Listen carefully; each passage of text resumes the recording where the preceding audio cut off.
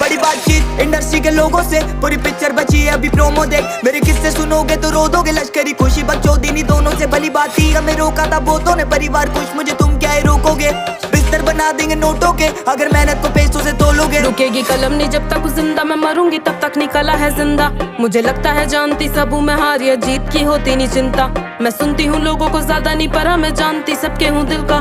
मेरे होते पड़ोसी अमीर जो पैसा या बातें बनाने से मिलता, लो आदत डाल मैं रुकू ये होगा नहीं सोचा नहीं किसी ने, करूंगी सब पैसों से लाखों का भरूंगी पेट में। मुझे नहीं कमाना भरने को घर, पहले भी बोला है मकसद नहीं है मेरा कमाना पैसा या कमाना फेम।